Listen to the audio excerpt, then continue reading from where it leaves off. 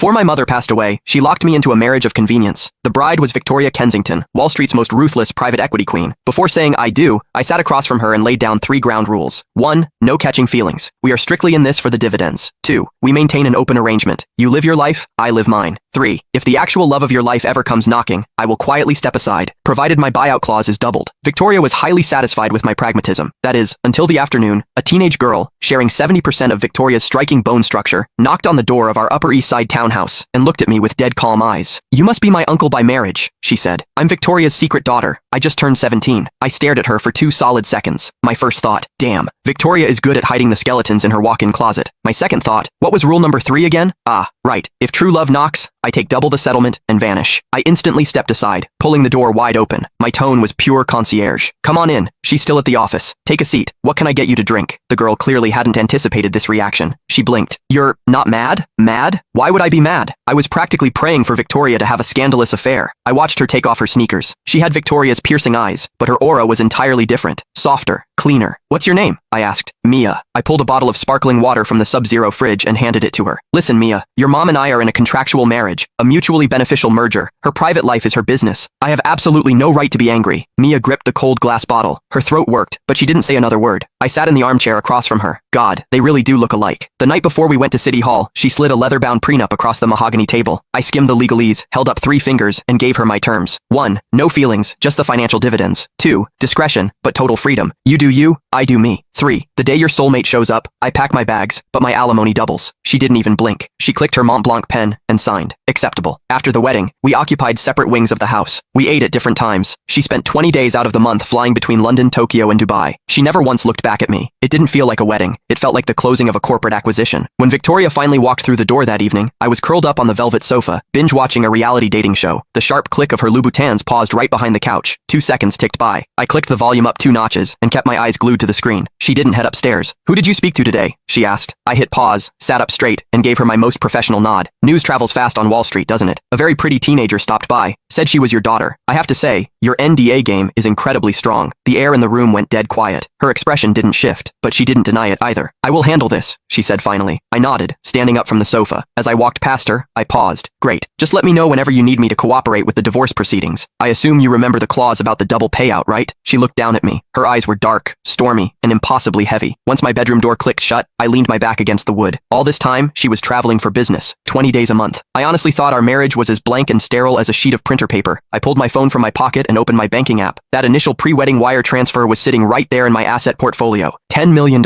Double that. $20 million.